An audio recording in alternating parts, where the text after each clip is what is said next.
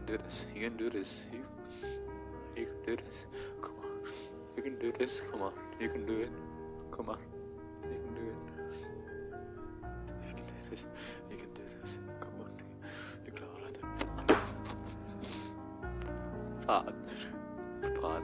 Faen. Faen. Faen. Kom igjen. Ok, du klarer det. Du klarer det. Du klarer det. Fuck, du kan do det. You can do it.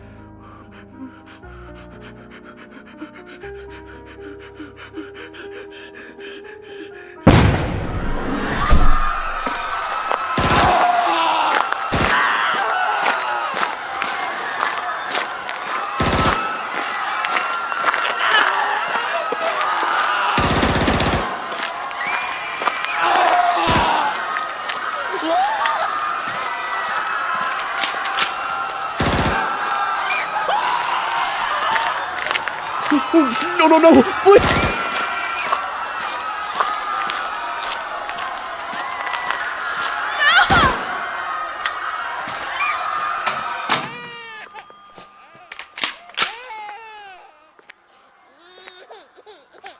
Hey, just put the gun down. I understand how you feel, but you're better than... Please.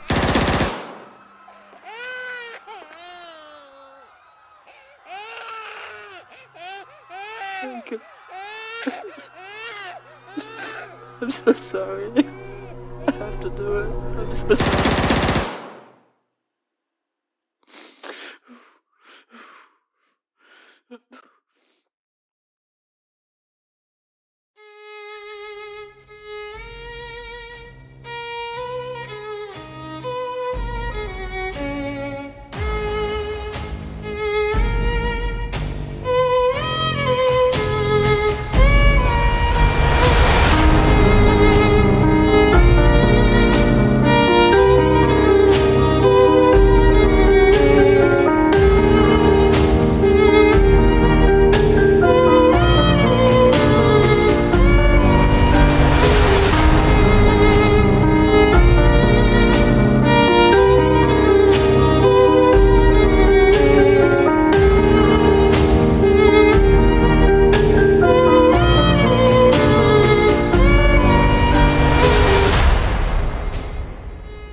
Months had passed since I last visited Andreas in prison.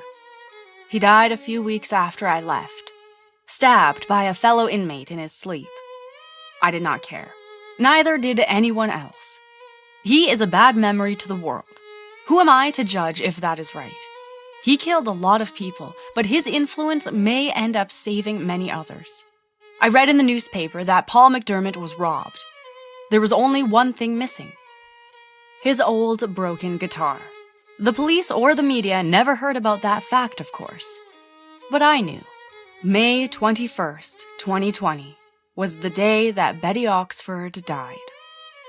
No one knew how. I was leaving my apartment one day and was never heard from again. But that is odd, right? How could I talk to you now if I'm dead? There's a small newspaper in France called Parleur du Jour.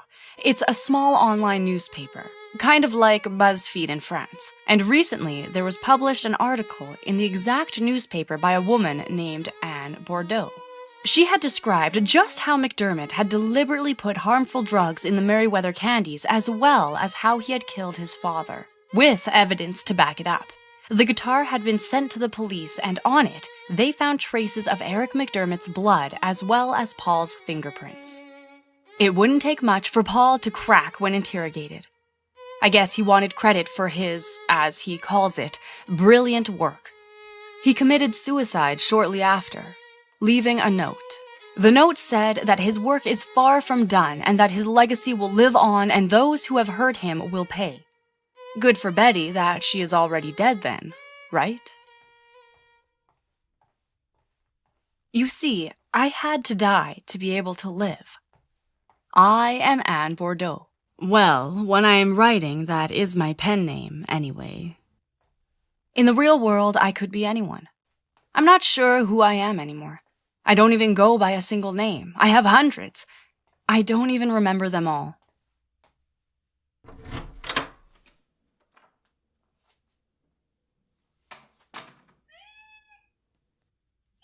Hey there. Are you hungry?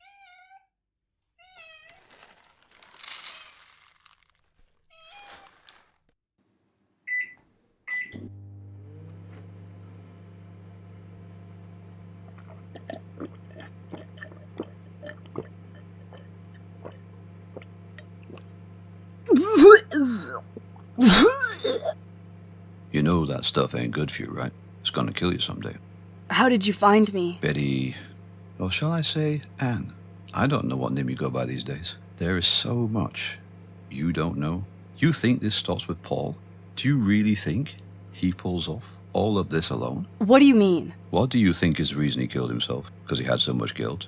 Oh, please. Come on. That man wouldn't know what guilt is, even if it was the only class he took in first grade. So you're saying... You didn't stop anything, Betty. You just created some... Call it PR. And they say all PR is good PR, right? I don't know much about that stuff, really. Who are you? I'm just a working man. 9 to 5. Killing people? Yeah, that too. I do a little, here and there. Betty, you have made some really bad decisions here. And some even worse enemies. If you only knew. If anything, you have just made things worse. I only have a few minutes left to say this to you before I will be gone. Who do you trust in life? Your government? When you go buy groceries tomorrow, what are you really buying? A carrot? Toilet paper? Who owns these companies? Who is really getting the money that you pay to your subscription services every month? You really won't do anything different tomorrow. You will continue buying the same stuff from the same people as you have always done. You will just go about your day just as before. I know because I am just the same myself. We let the more powerful people run over us.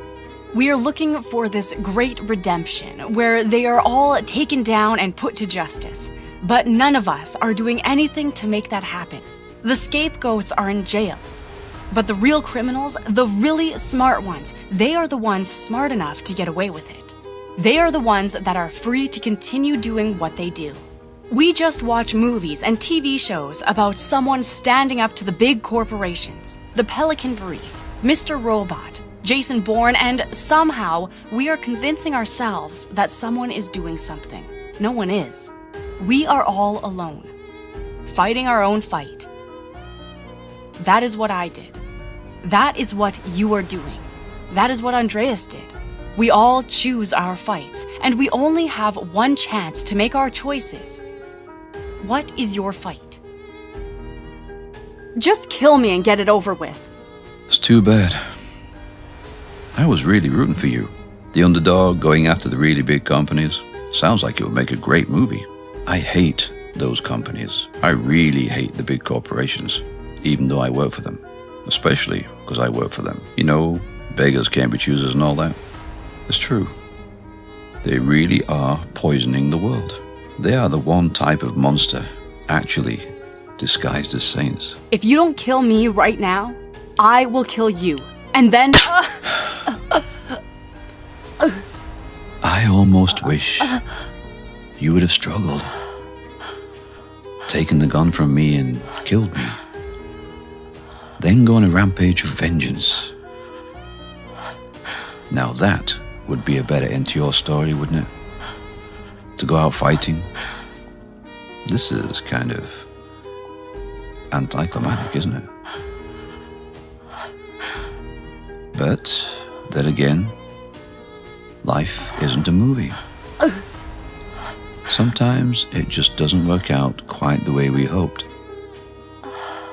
While you did try to save the world from its monsters, you forgot about saving yourself.